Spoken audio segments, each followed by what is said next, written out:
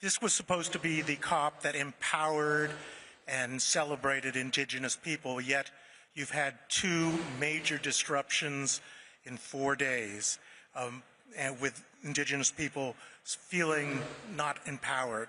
Can you explain what you think the COP presidency has not done here, and what are you planning to change because of this? Thank you.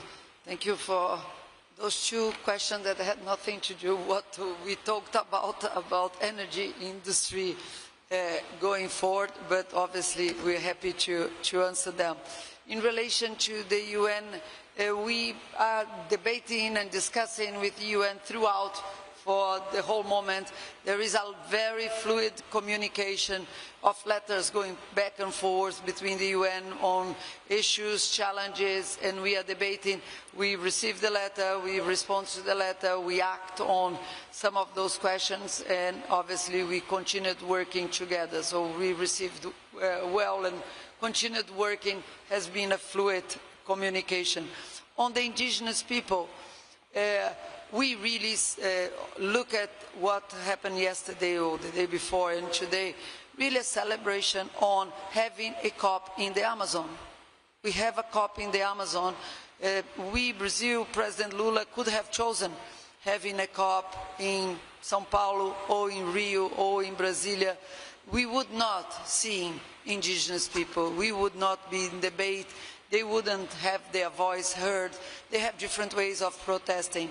We have, as COP30 presidency, create a circle of the people, led by our Minister Sonia Guajajara.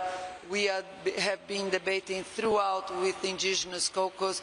I think they feel included, very much so. Minister Sonia was there now negotiating with them. The COP30 presidency attended them as much as they have. There are all different ways of protesting. Inside, outside, there are protocols for that. We are listening to their voice. And Brazil, fortunately, have a very strong democracy in which people are allowed to protest in the different ways that they wanted. So we are dialoguing with them. They are there at this stage. And we're probably going to be hearing from indigenous people throughout this COP. The reason for having a COP in the Amazon is for us to listen to the very people that are most vulnerable. So we should embrace their different ways of protesting. We are dialoguing with them. We knew it would be very great numbers. We heard yesterday also, we had a meeting with the Indigenous Caucus, and we heard this has been the most inclusive COP for indigenous people. We had, I think it's 900 indigenous people being accredited inside this COP. The last COP that had a large number of indigenous people, if the number I got from the UNFCCC was about 300, so we have 900. We know those are processes going forward, very important one, and we will continue dialoguing with the legitimate calls that indigenous people have. We are listening to them. The manifestation they had was legitimate. They have asked clarification about processes that are about not just the COP, but about national policies. Minister Sonia Guajajara and Minister Marina there, and we will continue dialoguing with them as it should be. Thank you. We can take two more questions. We can go to our gentleman in the back there.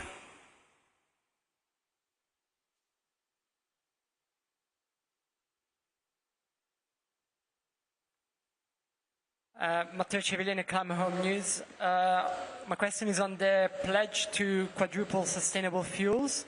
You said more countries have joined. Which countries are those? And are there any concrete steps already that have been agreed or that are being discussed, and what are those in case? Thank you. We can take another question. Go over to here, second row. I'd like to, my name is Claudia Antunes. I work for Sumauma, a Brazilian website. I'd like to ask Mr. Alistair how important it is for the private sector in terms of energy transition to have a clear political decision from the governments in terms of how we are going to transition away. So how important is the political direction that the governments can give in terms of directing private and other investments?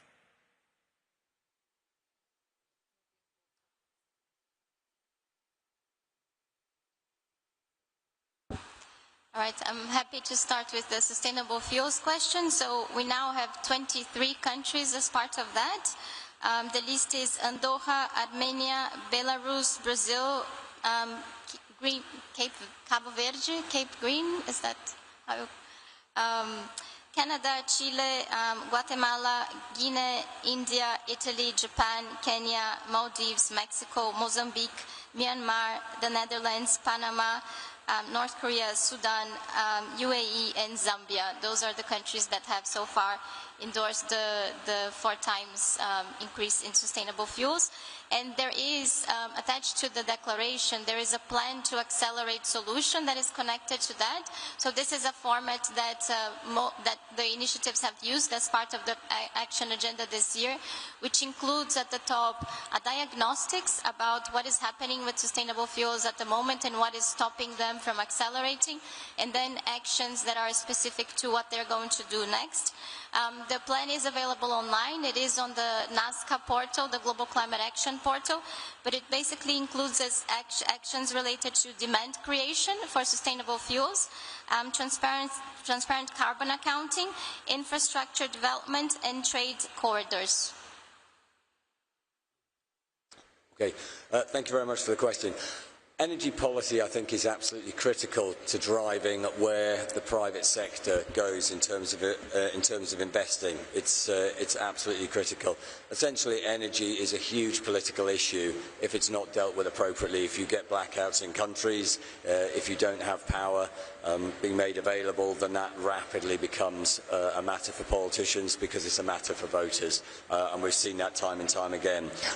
I think it's important that governments try and set targets, and I think it's also important that they set out particularly plans for where they want to see investment. If you leave things purely to the market, you will end up with issues that we've seen throughout the world. You can see them at the moment to some extent in the US, where they've got a bit of a jump in terms of what they need in power, but they've got a lot of people scrambling around trying to figure out how they're going to satisfy the power needs there. What we've seen, particularly in the UK and parts of Europe, there has been strong political leadership. People have set out things like plans for networks so we can do anticipatory investment. We have to remember that the supply chains take a long time to build, and in addition, many of these assets can take an even longer time to build. You know, even from the start, building things like the biggest offshore wind farm in the world at Dogger Bank will take us 4 years. The planning process before that was probably close to a decade. So having clear political steer, having a clear political will, having plans brought forward creates the right environment to bring forward the investment and to do that in the most cost-effective way for the public. And the public, at the end of the day, do want to see cost-effective delivery and ultimately low tariffs. Thank you. Like I said, we're very pressed for time today. Maybe we can squeeze in one last question here for the gentleman in the first row.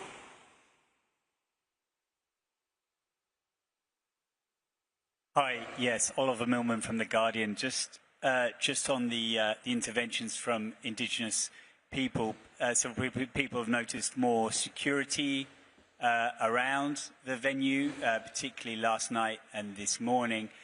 What can we expect in terms of the security presence in the light of the concerns raised by the UN about security, and how you balance that with people's right to protest and access these talks? Could you just talk through how that balance will be played out in the rest of the COP?